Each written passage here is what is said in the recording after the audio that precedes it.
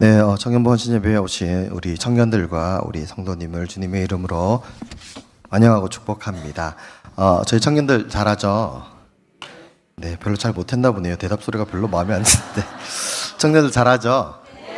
네, 잘했대 얘들아. 네. 먼저 이제 이렇게 청년부 헌신예배 강사로 불러주셔서 감사합니다. 네. 지금 아까 우리 주은이가 멘트할 때도 얘기했지만 저희가 어제까지 수련회를 하고 왔습니다. 1박 2일의 짧은 수련회지만 서울에 있는 연합수련회에 참석을 해서 수련을 하고 교회 도착하고 뭐 그런 시간이 보니까 11시 좀 넘어서 도착을 했거든요. 그래서 많이 피곤하고 좀 그럴 텐데도 또 헌신예배 준비를 미리미리 좀 잘 해줬고 또 체력 관리 잘 해가지고 이렇게 찬양을 드렸습니다. 앞에 경배 찬양 할 때도 참 되게 잘했고 특히 그 마지막에 불렀던 찬양 조금 생소하실 수 있겠지만 오늘 나중에 이제 설교 왜 그걸 불렀는지 이제 말씀을 나누면서 좀 나눠보고자 합니다. 그리고 여러 모습으로 이렇게 잘 헌신 예배를 준비하기 위해서 또 받은 은혜들을 좀 잘 나누고자 우리 청년들이 이렇게 나왔는데 사실 어제 그 캠프 가서 보니까 이제 청년 사역을 하시는 전문적으로 하시는 좀 유명한 그런 청년 사역 하면 떠오르시는 목사님들이 이제 많이 나오셔서 메시지도 전하시고 여러 가지 것들 하실 때 보니까 뭐 다른 것도 좀 좋았지만 어떤 분이 이제 찢어진 청바지도 입고 오시고 뭐 이러시더라고요. 그래서 저도 목사님한테 말씀드려서 청바지 입고 해도 될까요? 라고 여쭤볼까 하다가 저는 이제 말이 강사지 이제 또 내일부터 또 계속 교회에서 일을 해야 되니까 네, 그 말을 못 드리고 마음만은 우리 청년부 때 말씀 나누고 설교하듯이 약간 그런 마음으로 그런 다짐으로 왔습니다. 사실 말씀을 준비하고 또 어떤 말씀을 전할까 어떤 내용들로 나눌까 고민을 많이 했었는데 이번에 이제 수련회 다녀오면서 좀 더 하나님 주신 마음들이 있어가지고 그 마음들을 가지고 좀 우리 성도님들과 우리 청년들에게 함께 나눴으면 좋겠다는 생각이 듭니다. 그래서 좀 평소랑 다른 모습이 있더라도 네, 너무 놀라지 마시고 그렇다고 뭐 특이한 막 욕을 한다거나 그러진 않을 거고요. 네, 그냥 평소보다 우리 청년부 예배 드릴 때의 모습이라든지 그런 게 좀 나오지 않을까 하는 그런 생각이 들어서 미리 이제 말씀을 드립니다. 저는 이제 그러니까 교회 사역을 하면서부터 섬겼던 거의 모든 교회에서 그러니까 청소년부나 청년부를 담당했습니다.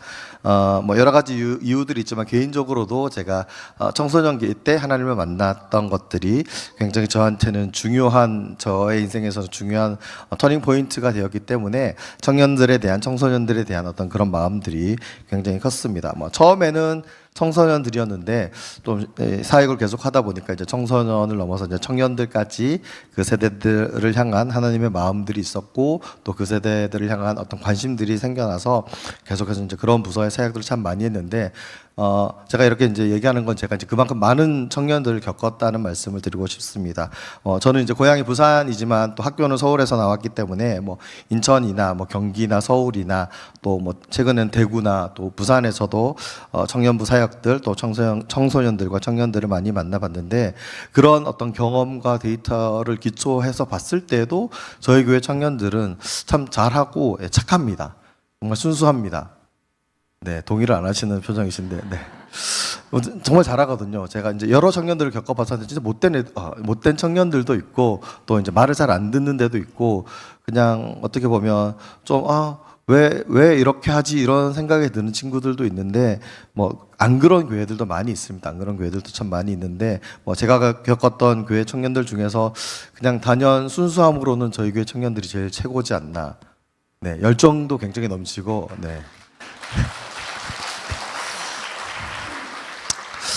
저도 이제 부산 사람이지만 좀 다른 분들 뭐 찬양팀이 됐든 예배팀이 됐든 심지어 뭐 일반 가수라든지 강연자들이 왔을 때 강연자들이 이제 부산이나 지방에 왔을 때 왜 다시 오기 싫어하는지를 여실히 다시 한번 느끼고 있는 그런 순간인데 반응이나 표현을 참 저희는 아끼잖아요. 그래서 좀 표현도 하시고 반응도 해주셨으면 좋겠다는 생각이 드는데 뭐 안 하셔도 상처만 받고 말도록 하겠습니다.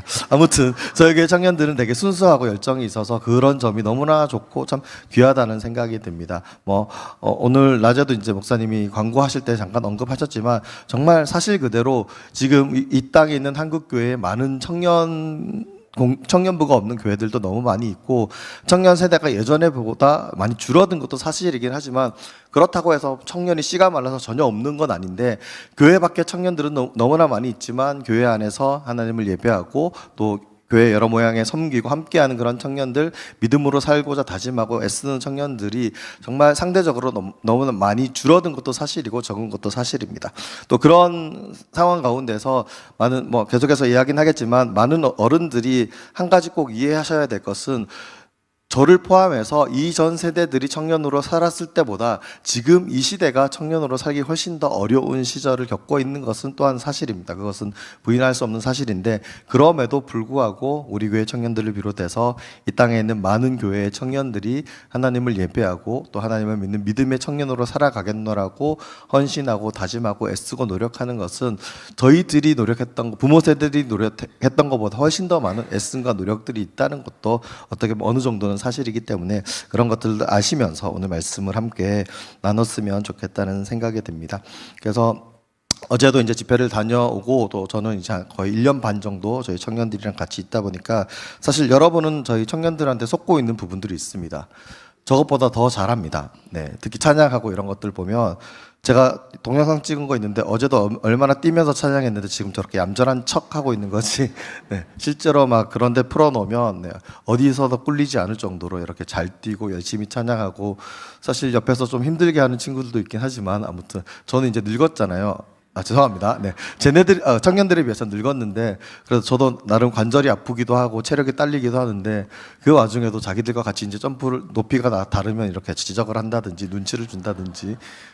네, 그런 모습들이 있어서 어제도 좀 적지 않게 힘든 시간들을 조금씩 약간씩 이제 겪었었는데 무튼 굉장히 열정도 있고 에너지도 넘치고 훨씬 더 많은 것들 더 에너지 넘치는 모습을 가지고 있음에도 불구하고 여기에서는 그것들을 많이 자제하는 모습들을 보게 되는데 그만큼 저희 청년들은 가지고 있는 재주도 너무나 많이 있고요, 또 열정도 있고요, 또 믿음에 있어서도 순전한 모습을 가지고 있는 순수한 어떤 청년들 또 청년 공동체입니다.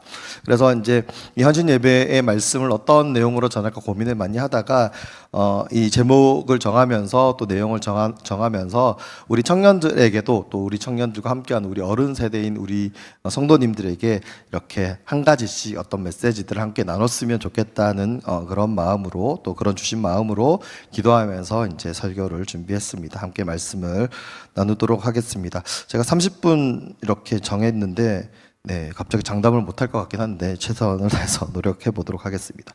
이것도 웃자고 한 얘기인데 아무도 웃어주지 않으시면 저는 굉장히 이걸 어떻게 해야 되나 당황스럽긴 한데 무튼 제목이 조금 특이합니다. 있어 보이려고 한 것도 맞긴 하지만 앞에 있는 그 브미드바르라고 하는 것은 히브리어입니다. 그리고 뒤에 땡땡에서 광야에서는 이 히브리어의 뜻입니다. 그러니까 브미드바르 자체가 이제 광야에서라는 뜻을 가지고 있는데 사실 이 단어는 사실 구약 성경의 한 제목이기도 합니다. 혹시 어떤 성경인지 아시는 분 계실까요? 청년들 중에 혹시 아는?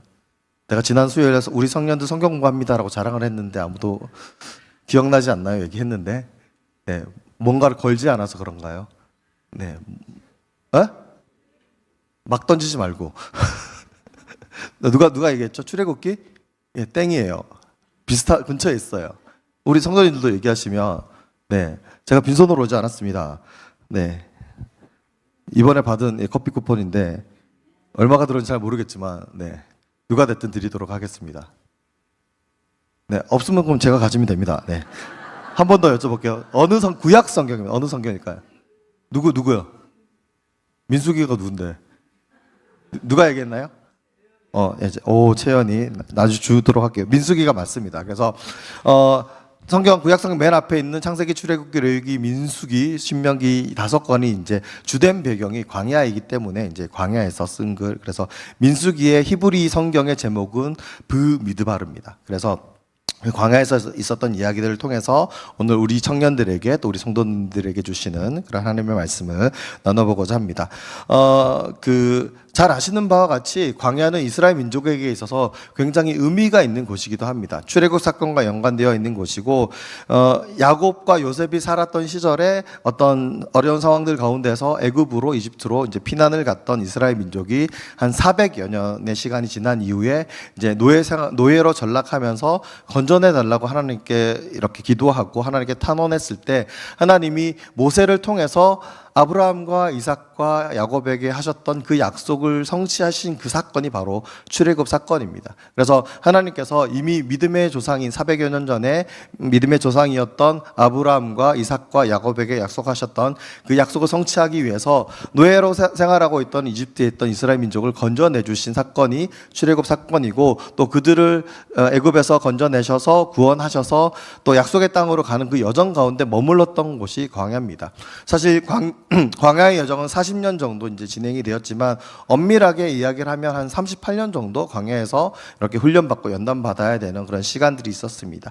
거기에는 이제 여러 가지 이유들과 여러 가지 상황들이 있었지만 가장 중요한 것은 바로 출애굽을 해서 약속의 땅에 가지 않고 이 40년이란 시간이 필요했던 것, 이 소요가 필요했던 것들은 하나님의 뜻하심도 있었지만 하나님이 건져내신 이스라엘 민족이 준비가 되지 않은 상태였기 때문에 이 광야란 것이 필요했다는 것입니다.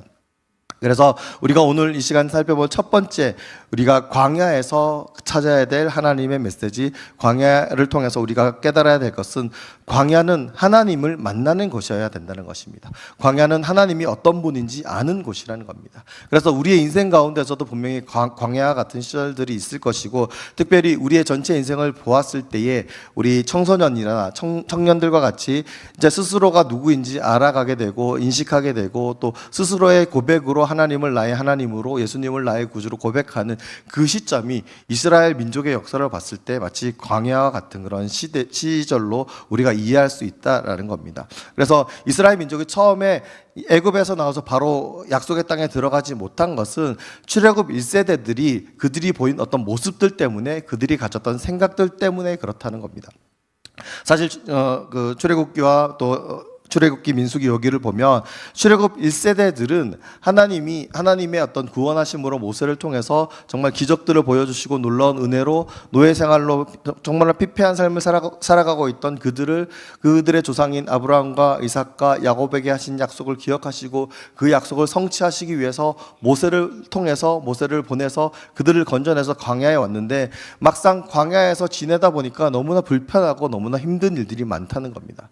이 중에 아마 텐트라든지 캠핑이라든지 겪어보신 분들이 있겠지만 낭만적이기도 하고 재밌기도 하고 좋기도 하지만 솔직히 집에서 있는 것보다 불편한 것은 너무나 많이 있습니다. 아무리 준비를 잘해도 또 이렇게 모닥불 피워놓고 고기 구워 먹고 라면 끓여 먹고 그 순간은 잠깐이지, 그걸 준비하는 시간이라든지 그걸 뒷정리하는 시간이라든지 혹여라도 비가 오거나 바람이 불거나 텐트가 무너진다거나 하면 너무나 힘든 상황으로 바뀌어져 버리는 것이 요즘 우리들이 레저로 즐기는 캠핑인데, 그 먼 옛날 광야에 이 수많은 사람들이 광야에서 내몰아져서 거기서 살아간다고 하는 것은 정말 우리가 상상할 수 없을 만큼 불편하고 어렵고 곤란한 일들이 아마도 많았을 겁니다. 위험도 많았을 것이고 또 괴로운 일도 많았을 것이고, 오죽하면 출애굽 1세대가 차라리 노예로 지냈던 애굽 생활을 그리워할 정도로 힘든 시간들을 보냈습니다.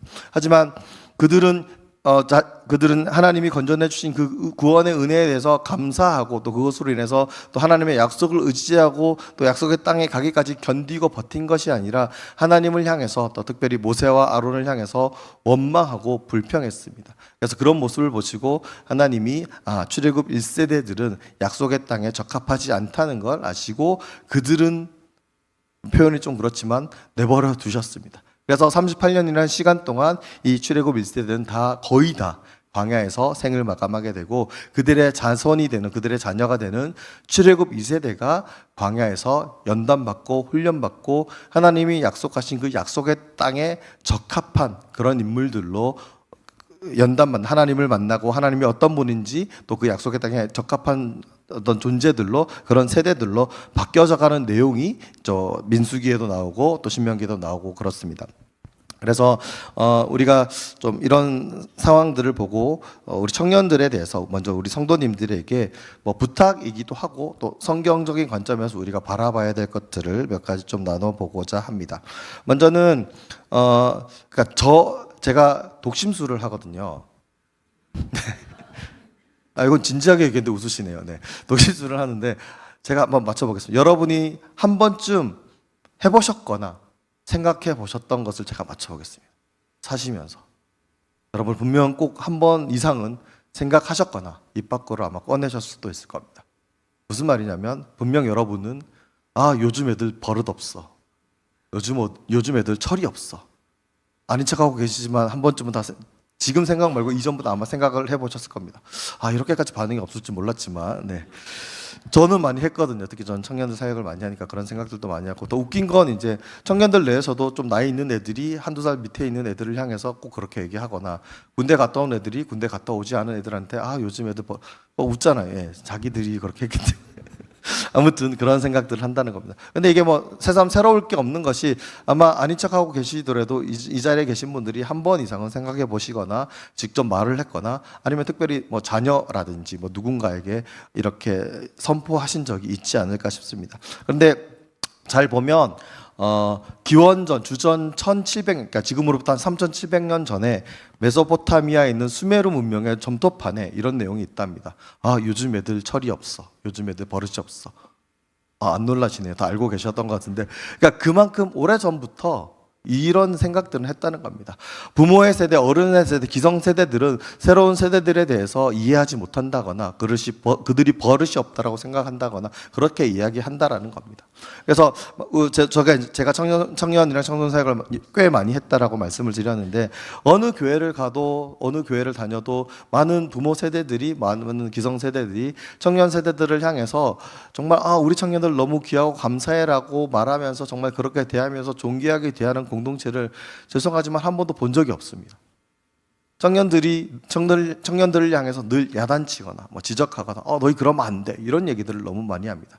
가장 대표적으로 이제 제가 겪었던 것 한 두 가지 정도만 이야기하면 첫 번째는 이런 얘기들을 제일 많이 합니다.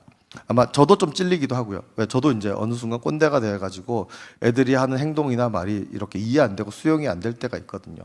뭐 특히 어제도 집회를 갔다 왔다 그랬는데 집회에서 막 찬양하는 모습들 가운데 제가 예전에 했던 것도 있지만 제가 절대 하지 않을 법한 어떤 그런 모습으로 그런 방식으로 막 하나님을 찬양하고 예배하는 모습들을 보고 갔던 그 팀에서는 자막이 안 나오고 뭐가 번쩍번쩍 막 이렇게 막 하더라고요. 설명하기 그런데 본 애들은 알겠지만 저는 그걸 보고 왜 저렇게 하고 있지 이런 생각이 들었거든요. 그러니까 너무 눈부시고 너무 빨갛고 파랗고 초록이고 막 이런데 저게 자막은 조금밖에 안 보이고 왜 굳이 저렇게 막 무슨 네온 사인 광고판 같은 그런 배경을 가지고 하는데 거기 있는 모든 1000명 넘는 청년들이 다 열광하고 환호하고 하나님을 찬양하고 예배하는데 저런 환경에서 저렇게 찬양할 수 있구나라는 게 저한테는 약간의 문화 충격이긴 했습니다. 그런데 제가 젊었을 때 저희 선생님의 세대라든지 기성세대들은 저희가 하는 걸 보고 이상하게 생각하기도 했었겠죠. 아무튼 뭐 그것은 반복되는 것이니까 옳다 그르다의 문제는 아니겠지만 분명히 다른 부분들이 있다는 겁니다. 그래서 한번 예시를 들어서 한번 말씀을 드리면 여러분 혹시 무슨 검색을 하실 때 어떤 걸로 검색을 하시나요? 아직 뭐 신문을 보신다거나 사전을 뒤지시는 분 안 계실 거고 뭐 어떤 걸로 검색하시나요? 네? 네이버를 제일 많이, 요즘 다음은 별로 안 하더라고요. 네이버, 구글 뭐 이런 거 많이 하시는데 요즘 젊은 친구들은 뭘로 검색할까요? 네? 중간에는 유튜브로 한참 검색을 했어요. 근데 요즘은 AI가 나와서 대부분 다 챗GPT나 AI로 검색을 많이 합니다. 네, 전혀 놀라지 않으시네요. 네. 이건 굉장히 중요한 문화적인 패러다임의 변환이거든요. 그러니까 기성세대들은 문자나 활자로 된 정보들을 습득하는 게 너무 편했기 때문에 뭐 책을 읽는다든지 뭐 독서를 한다든지 신문을 본다든지 이런 거에서 이제 그게 약간 인터넷에 들어가 있는 네이버와 같은 그런 포털 사이트에서 검색해서 찾고 어떤 정보를 얻는다라든지 방법을 안다라든지 어떻게 하는지를 이제 쉽게 이해하고 했는데 그러니까 뭐 지금 청년들이 이해가 되는 젊은 세대들은 그게 너무 힘들고 어렵다는 겁니다. 그래서 그 아이들이 주로 검색하는 게 원래는 유튜브였대요. 유튜브를 보면 자세하게 어떤 영상들이 나오고 이렇게 하면 된다고, 그러니까 자세하게 어떤 글도 있지만 행동으로 영상으로 이렇게 알려주니까 그걸 통해서 어떻게 해야 되는지 어떤 메커니즘이 있는지 어떤 순서인지를 이제 이해하는 게 그들은 그게 훨씬 더 편하다는 겁니다.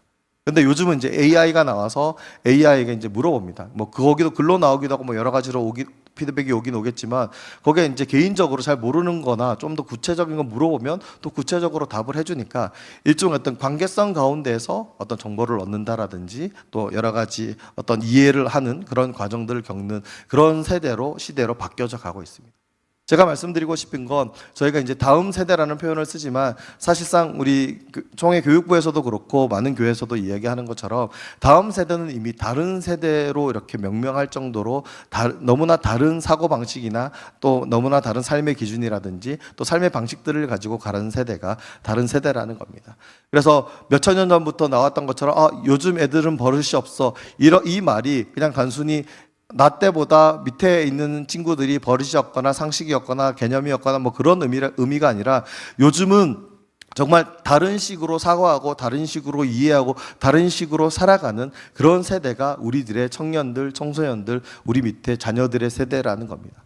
그런데 부모 세대들이, 어른 세대들이 그것에 대한 이해라든지 그것에 대한 수용이 없이 그냥 나처럼 믿으면 돼, 우리처럼 믿으면 돼 라고 이야기하면서 신앙교육을 한다든지 아니면 그들을 대한다든지 한다고 하면 사실 우리 한국교회뿐만 아니라 많이 나타나는 현상처럼 기성교회에서 청년들이 신앙생활을 제대로 하지 못한다거나 하나님을 온전히 믿지 못한다거나 그래서 뭐 다른 청년 중심에 있는 교회로 옮겨간다라든지 아니면 교회가 아닌 세상 속으로 들어간다라든지 여러 다양한 모습으로 이렇게 반향을 일으키는 모습들을 볼 수가 있다는 겁니다.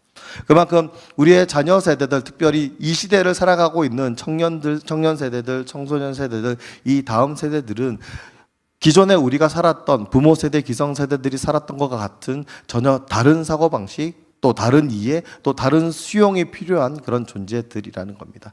제가 여러 교회를 다니면서 두 가지 좀 듣기 싫어하는, 청년부를 특히 담당을 많이 하니까 싫어하는 말이 있습니다. 아마 이 중에 그 말에 약간 생각이 좀 불편하신 분이 계실지도 모르겠지만 청년부 헌신 예배니까 또 청년부 담당하는 교육 목회자로서 용기를 내어서 말씀을 드리면 첫 번째 얘기는 이런 얘기입니다. 나 때는 다 했어요. 이런 얘기를 많이 하십니다. 나 때는 안 그랬어요.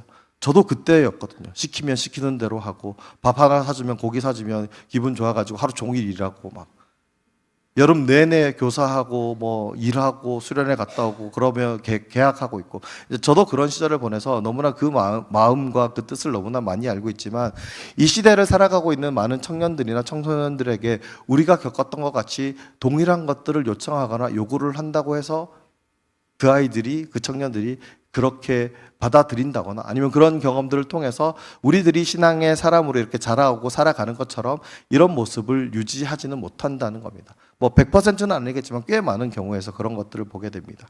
그래서 우리가 이 광야에서 우리 아이들이 하나님을 만나기를 원하고 하나님이 어떤 분인지 알기를 원한다라고 한다면 나의 닮은 꼴을 만드는 것이 아니라 나의 경험이나 우리의 생각이나 우리가 거쳤던 신앙의 어떤 방식들을 전수하는 것이 아니라 우리가 어떻게 하나님을 겪었고 어떤 하나님을 믿었고 또 우리가 믿은 하나님을 믿는 믿음의 어떤 삶의 모습들을 보여주는 그런 믿음의 좋은 전통, 신앙의 좋은 삶의 자세들을 보여주고 알려주고 그것들을 뭐 권유하거나 가르치는 것은 너무나 중요하고 필요하겠지만 어떤 방식에 있어서 스타일에 있어서 나 때는 이렇게 했어, 시키면 시키는 대로 하고 또 무조건 순종해야 돼 뭐 이런 식으로 한다라든지 여러 가지 방식에 있어서도 성경 백독하면 돼 뭐 이런 식으로 한다든지 밤새 무릎 꿇고 기도하면 돼 뭐 이런 것들, 어떤 방식적인 것들, 이건 옳다 그르다의 부분은 아닙니다. 하지만 시대가 달라지고 세대가 달라지고 무언가를 인식하고 받아들이고 수용해서 그것을 나에게 내 영혼 가운데, 내 삶 가운데, 나의 생각 가운데 가치 있고 의미 있게 이렇게 소화시키는 그런 과정들은 우리 부모 세대들, 기성 세대들의 모습과 청년 세대들은 분명히 다르다라는 겁니다. 제가 얼마 전에 어떤 유튜브를 봤는데 103세인가 되신 김영성 목사님이란 분 현존하고 계신 기네스북의 가장 최고령의 책을 쓰셨다라고도 올라갔다고 하던데 그 목사님이 사석에서 신구라는 배우 아시죠? 신구님 모르시나요? 니들이 개맛을 알아 잘 모르시나요? 4주 후에 뵙겠습니다. 네. 네, 너무 진지하게만 보고 계셔서 예, 쓸없는 얘기를 했는데 이런 게 통하는군요. 네, 알겠습니다. 아무튼 그 신구 선생님이 뭐 저한테 선생님은 아니지만 36년생이시더라고요. 그러니까 90살이 넘으셨어요. 그러니까 그분이 한 10살 정도 연배가 더 많으시겠죠. 김영성 목사님이란 분이. 그래서 사석에서 그 신구 배우님한테 이렇게 얘기를 했답니다. 본인이 이제 100세 넘고 살아보니까 내 인생에 있어서 가장 절정을 이루고 가장 너무 좋았던 시절은 70대에서 80대였어라고 얘기를 했답니다. 여기 이제 죄송하지만 제가 뭐 그럴 수 없겠지만 70대에서 80대가 내 인생 가장 황금기라고 생각하거나 아니면 그런 시절을 보내시는 분이 혹시 계신가요? 저는 아직 멀어가지고요. 한참 멀어서. 네. 한참은 아닌가 아무튼 멀어서 이제 좀 모르게 감도 오지 않는데 이제 그런 얘기를 들었답니다. 그래서 그 얘기를 그 90이 되신 그 신구 선생님이 듣고 느껴지는 바가 있었는데 그쪽은 좀 뭐 사색도 하고 철학적인 분이고 이제 깊은 신앙인이기도 하시니까 생각을 많이 해서 충분히 그럴 수 있겠지만 나는 아직 그런 경지에 이르지 못해서 90이 되었지만 여전히 철이 없다라고 스스로 웃으면서 얘기하는 어떤 내용들을 봤는데 그만큼 우리들이 생각하는 것과 다르게 우리의 삶 가운데서 우리의 삶의 어떤 가치들이나 의미들을 발견하는 것은 분명히 다른 부분들이 있는 것 같습니다. 하지만 그것이 뭐 나이와 연령과 세대 이런 것들을 떠나서 그 사람들, 그 세대가 수용하고 이해할 수 있는 것들은 분명히 다르기 때문에 우리의 잣대, 우리의 기준, 우리의 방식이 무조건 옳다라고 생각하고 그것이 맞다라고 다른 누군가에게 특별히 다음 세대에게 청년들에게 청소년들에게 강요를 한다거나 좀 그것이 맞다라고 주장을 한다는 것은 어떻게 보면 그들로 하여금 하나님을 제대로 만나지 못하게 하는 하나님이 어떤 분인지 알지 못하게 하는 오히려 우리의 의도와 다르게 부모 세대와 기성세대의 의도와 다르게 하나님을 믿는 것을 너무나 불편하고 곤란스럽게 만드는 것인 경우들도 꽤 많다는 겁니다.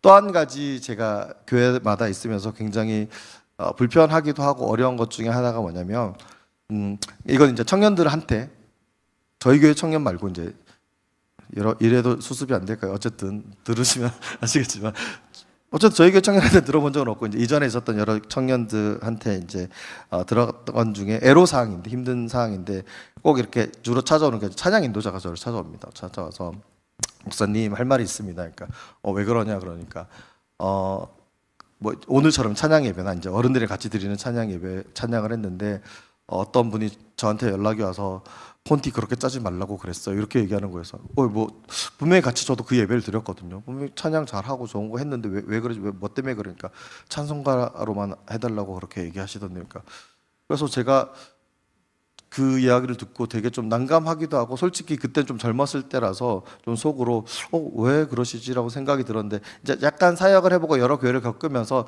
충분히 그럴 수 있다라고 생각이 들긴 들어서 이제 별말을 하지 않고 그 다음부터 이제 찬양 인도자나 찬양팀과 소통하면서 이제 완급 조절을 하게 됐는데 솔직히 제 심정과 제 마음은 이런 말씀을 드리고 싶었습니다. 그분들에게. 이런 때가 아니면 우리 아이들이 지금 부르고 있는 찬양이 무엇인지 언제 알 수 있으시겠습니까? 이럴 때가 아니면 우리 아이들이 어떤 찬양을 부르면서 어떻게 은혜를 받고 있는지 어떤 가사의 노래, 어떤 멜로디로 부르는 찬양 또 어떻게 드린 찬양의 모습을 통해서 은혜 받고 있는지 어떻게 아실 수 있겠습니까?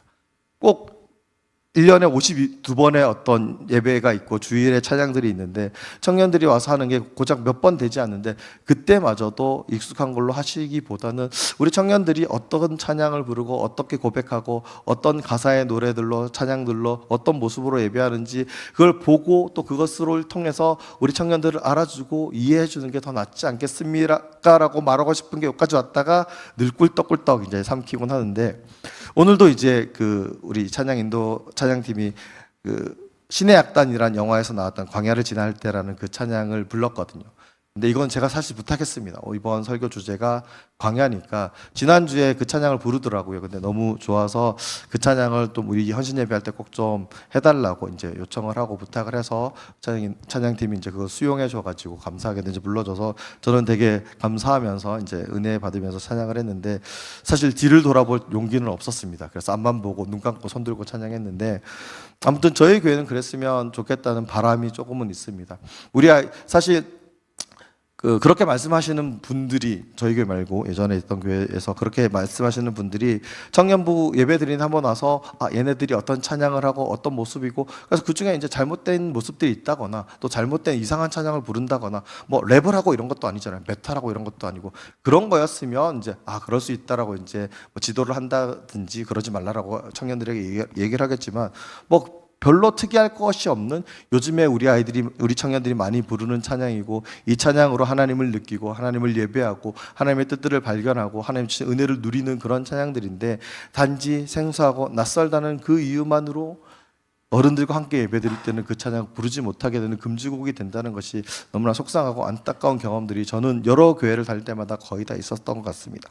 그래서 우리가 이 청년부 헌신 예배를 통해서 꼭 말씀드리고 싶은 또 한 가지는 우리의 다음 세대 이 청년 세대가 정말 믿음의 세대로 자라나길 원한다라면 청년뿐만 아니라 청소년이나 그 밑에 있는 세대들이 믿음의 세대로 자라나기 원한다면 그리고 그들이 우리와 같이 기성세대와 같이 믿음의 삶을 살아가길 원한다라고 한다면 우리 때는 어땠는지 모르겠지만 지금은 우리 아이들이 이 광야와 같은 시절을 보낼 때 어떤 생각으로 어떤 모습으로 살아가는지 그들을 바라보고 그들을 이해하고 그들을 수용할 수 있는 그들이 어떤 찬양을 부르고 어떤 생각을 하고 어떤 고민을 하고 살아가는지에 대해서 먼저 관심을 가져주고 또 함께 해주신다면 너무나 좋을 것 같다는 생각이 든다는 겁니다.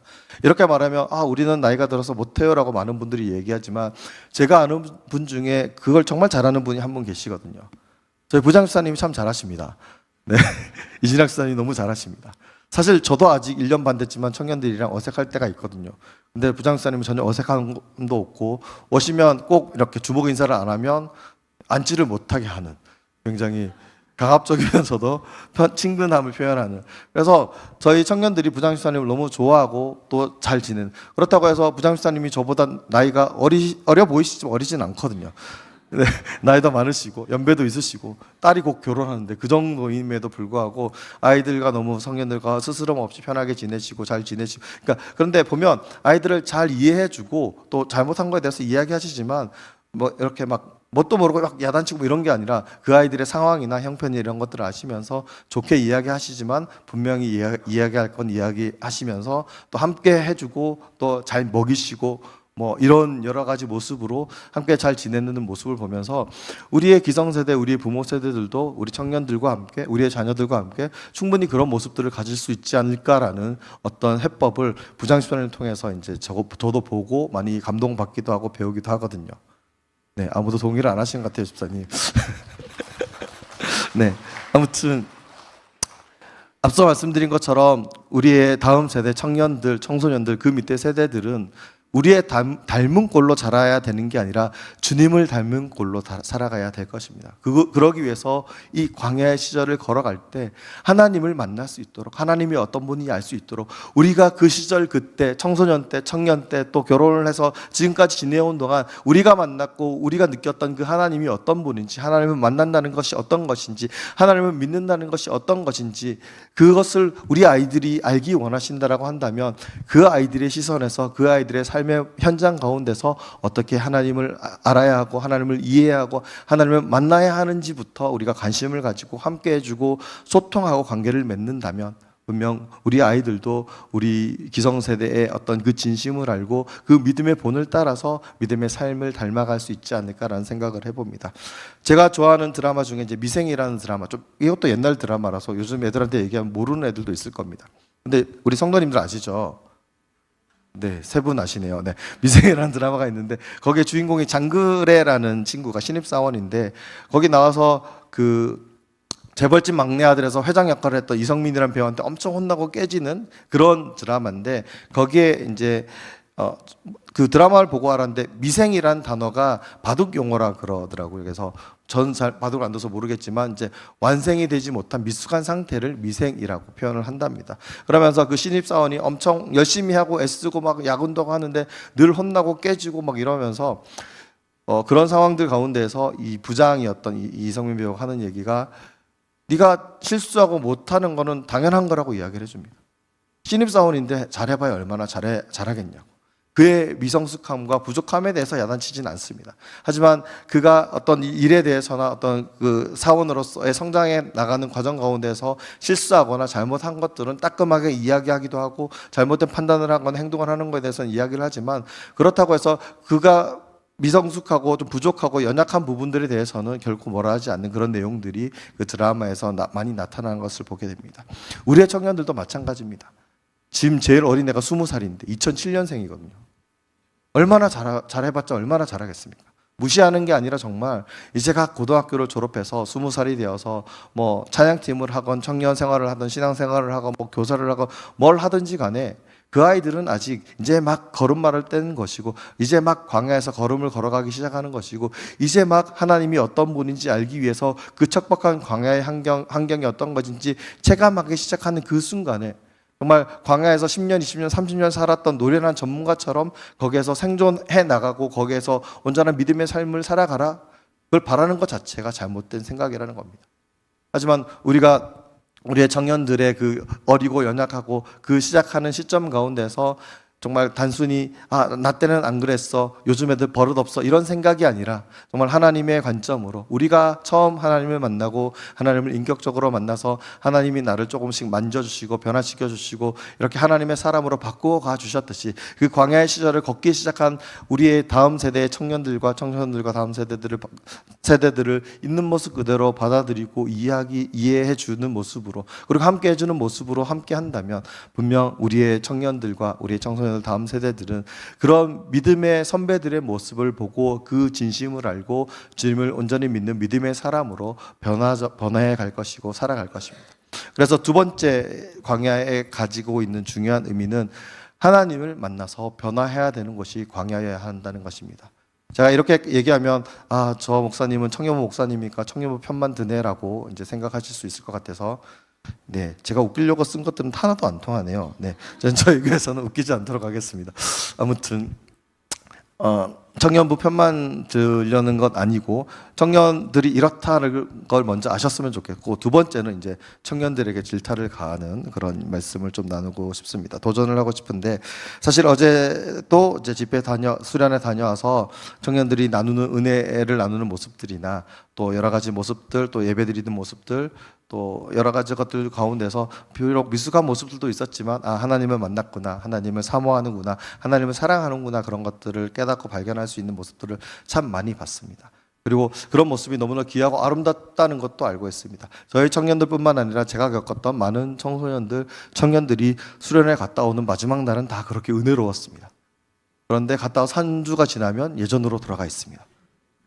교회 나오라고 전화해야 되고 막 깨워야 되고 교회 나오시다고 떼쓰고 자기들끼리 싸우고 삐치고 막 제가 있으면 교회 안 나갈 거예요 뭐 이런 얘기를 하고 그러니까 그렇게 많은 청년들을 겪어봤는데 뭐 그 아이들뿐만 아니라 뭐 어른들도 비슷하긴 하지만 그 아이들이니까 그럴 수 있지만 그런 그 아이들에게 도전하고 싶고 그 아이들이 안 그랬으면 좋겠다는 마음으로 나누고 싶은 말씀은 오늘 신약 성경의 본문의 말씀을 통해서 우리에게 주시는 그런 의미들을 새겨보고자 합니다.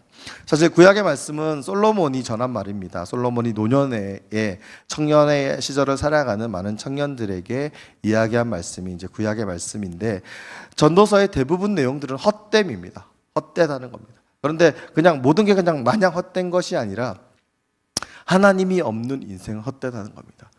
지나가는 사람이 이런 말을 했으면 뭐 귀등으로 듣고 말 테지만 솔로몬이라고 하는 사람은 하나님이 주시는 그때 당시에 뭐 지금도 손꼽힐 정도로 모든 부귀와 영화와 형통함을 누렸던 사람이 솔로몬입니다.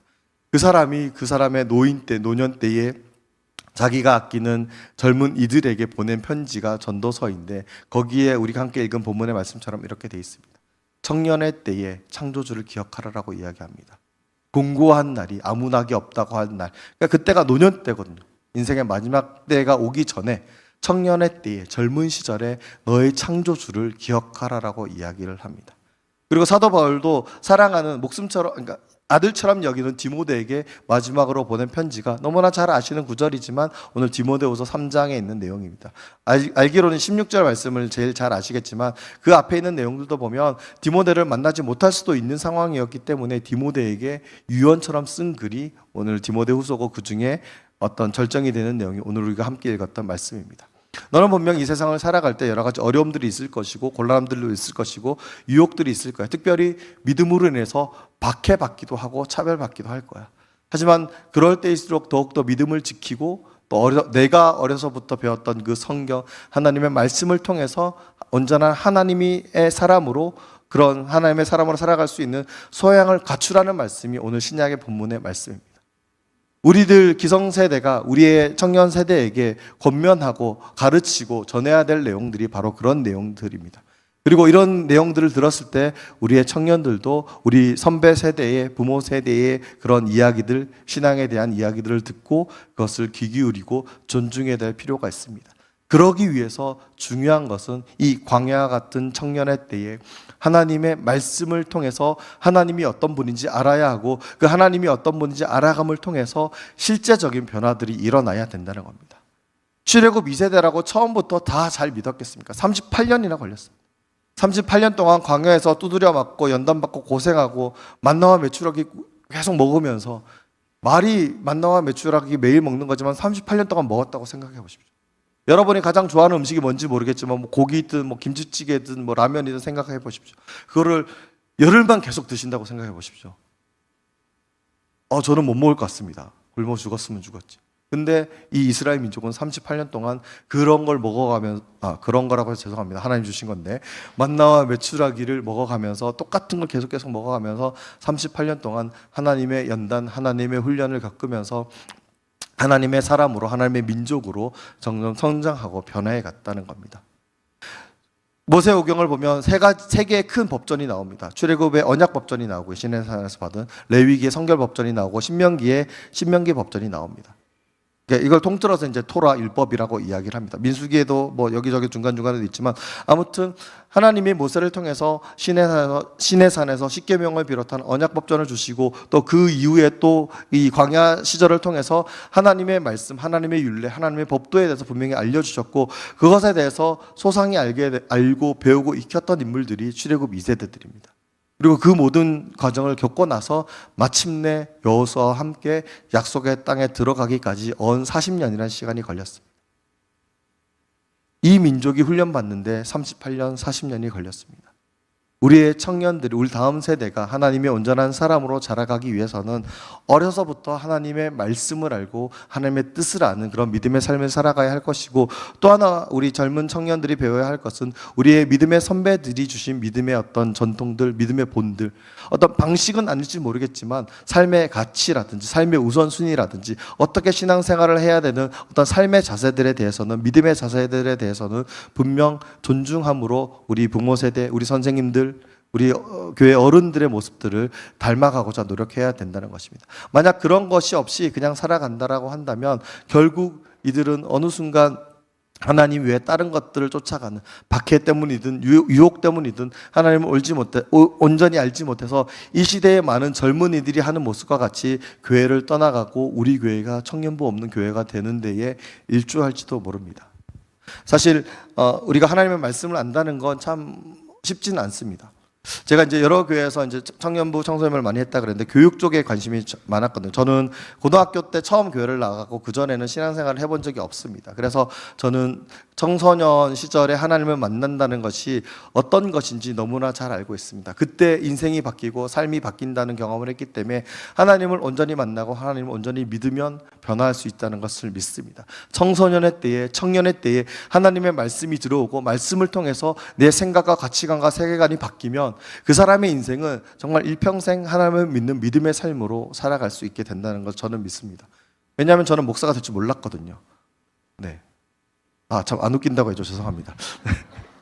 저는 진짜 저 고등학교 때 제 모습을 아는 친구들 얼마 전에도 친구들이 아는 모습 하는 얘기들이 네가 신학교 갈 줄은 몰랐어라는 말을 진짜 많이 들었습니다. 네가? 뭐 이런 식으로 되게 무시하는 말이었지만 저도 동의할 수밖에 없기 때문에 뭐 그러려니 했지만 무튼 제 동기가 굉장히 신앙생활도 열심히 하고 교회생활도 열심히 했는데 제일 먼저 신학교 간 게 저였고 아이러니하게도 그 위에도 몇 명이 갔지만 지금도 목회의 길을 걷고 있는 친구는 2명 정도밖에 되지는 않습니다.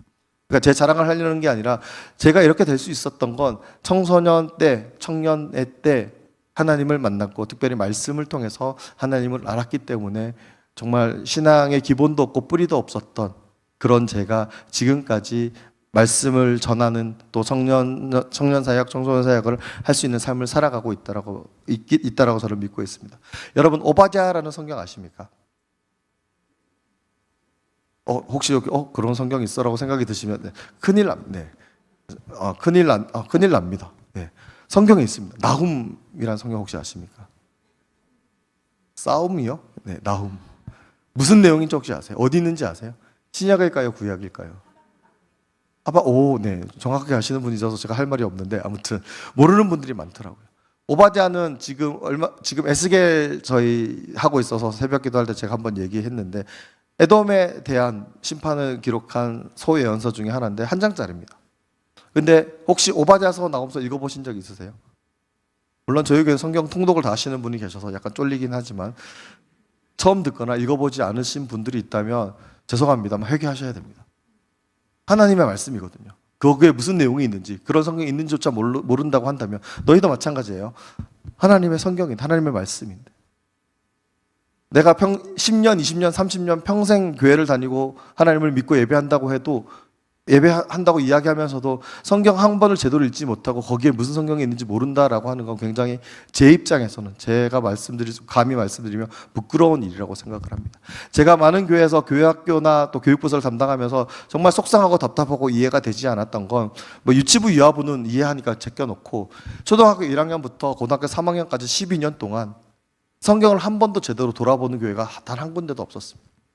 제가 섬겼던 교회도 그렇고 제 주변에 있는 교회들도 그렇습니다. 창세기부터 요한계시록까지 한번 쭉 읽든지 설교를 하든지 공부를 하든지 12년이란 시간이 있는데도 늘 같은 부분, 비슷한 부분, 듣기 좋은 내용들 했던 걸 또 하고 그런 교회들이 너무 많았다는 겁니다. 그러면서 말씀으로 우리의 아이들이 자라나게 해야 되고 말씀 교육이 중요하다라고 이야기하는 이야기들은 너무나 많이 들었습니다. 물론 방식이나 관점에 대한 차이가 분명히 있겠지만 최소한 우리가 하나님을 믿고 하나님의 말씀을 통해서 또 개혁교회 전통을 가지고 있는 교회라고 한다면 우리 아이들이 또 우리의 인생 가운데에서 성경 창세기부터 요한계시록까지 뭐가 있는지 정도는 알아야 되지 않을까요?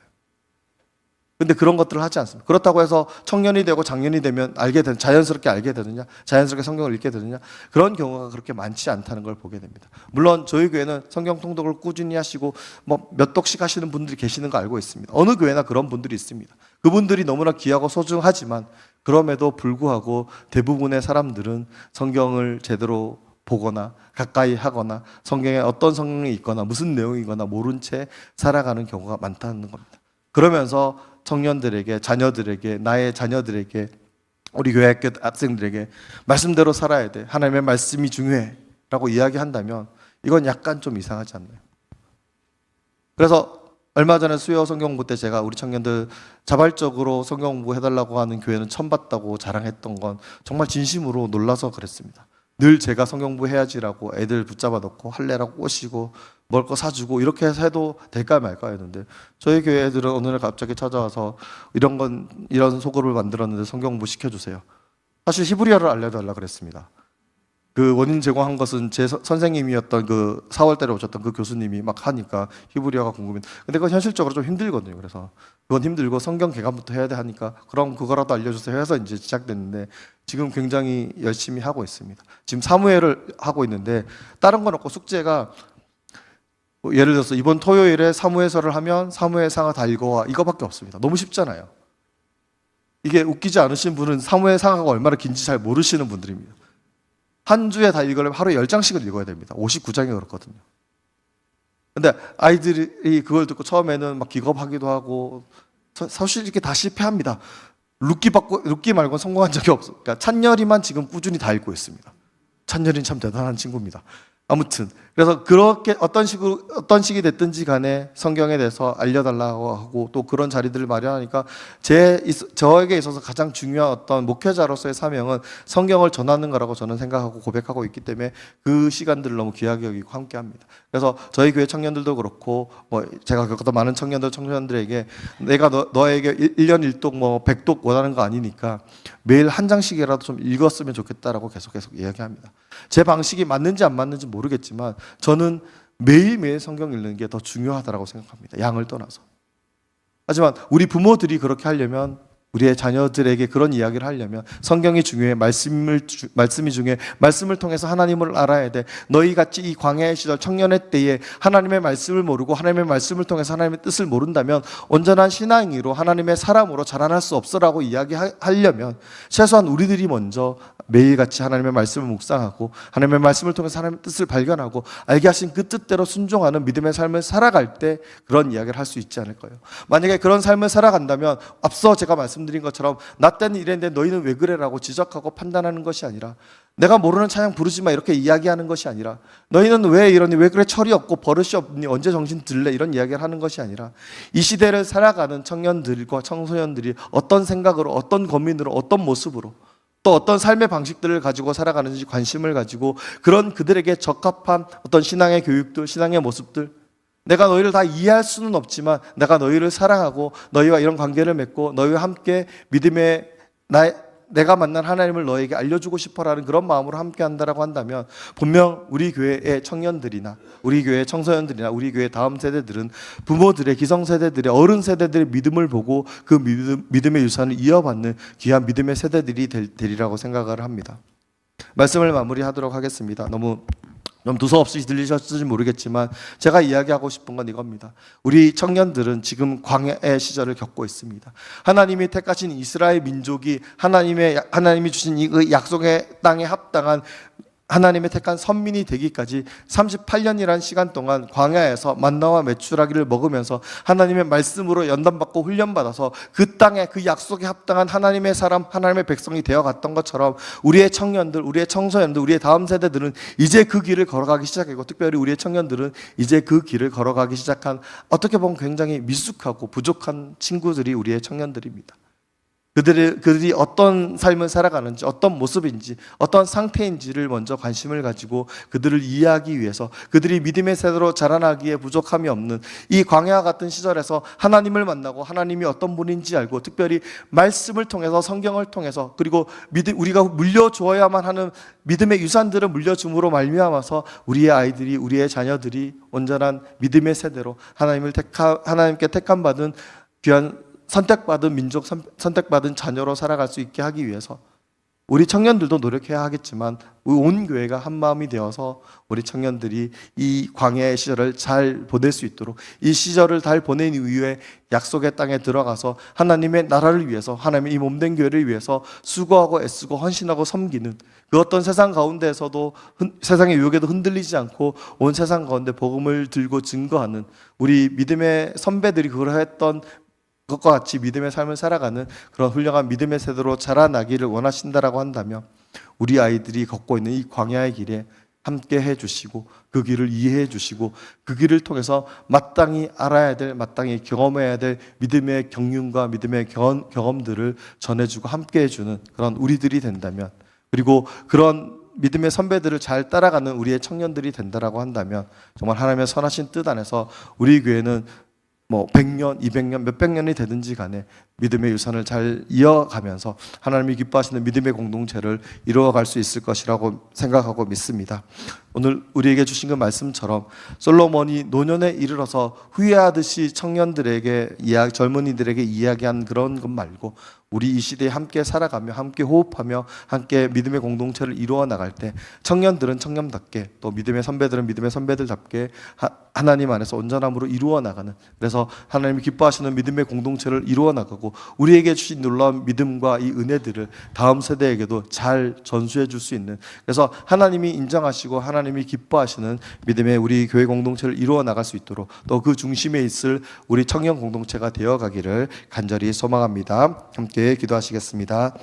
사랑과 은혜가 많으신 하나님 감사드립니다. 오늘 주신 말씀을 기억하며 하나님 우리에게 주신 하나님의 마음으로 주의 일들을 온전히 감당케 하여 주시옵소서. 하나님 청년의 때에 하나님을 믿고 하나님을 예배한다는 것이 어떤 것인지 정말 우리는 잘 알고 있습니다. 하지만 다른 시대를 살아가는 우리의 청년들이 어떤 고민과 어떤 모습과 어떤 삶의 방식들로 살아가는지에 대해서는 우리가 관심이 없었음을 고백합니다. 또한 우리의 청년들도 다르다는 이유로 잔소리라는 이유로 라떼라는 이유로 정말 부모 세대의 어른 세대의 이야기에 귀담아 듣지 않고 하나님이 아닌 하나님의 말씀이 아닌 나의 좋을 대로 행동하고 선택했던 모습들이 있다면 주님 앞에 그런 것들을 내려놓을 수 있게 하여 주시옵소서. 주님, 이 광야의 기간들은 너무나 힘들고 어렵습니다. 하지만 주님께서 우리에게 허락하여 주셔서 우리의 청년들은 이 시절을 주님과 동행하는 믿음의 걸음으로 걸어가게 하여 주셨고, 선배된 우리들, 부모된 우리들은 우리의 아이들이 이 광야를 잘 견디고 이 광야를 통하여 하나님을 만나고 말씀으로 변화될 수 있도록 함께 동역하고 함께 발걸음을 내딛고 또 도움을 줄 수 있고 위로해 줄 수 있고 또 응원해 줄 수 있는 그런 우리들이 될 수 있도록 역사하여 주시옵소서. 하나님, 우리 교회를 향한 또 하나님의 나라를 위한 하나님의 선하신 뜻이 우리 교회 안에 온전히 이루어지기를 소망하옵나니, 오늘 주신 말씀대로 부모의 세대가 다음 세대에게도 그 다름으로 인하여 서로를 지적하는 것이 아니라 서로를 더욱더 알아갈 수 있는 귀한 통로와 기회가 될 수 있도록 주님 역사하여 주시옵소서. 감사드립니다. 우리 예수 그리스도 이름으로 기도드리옵나이다. 아멘.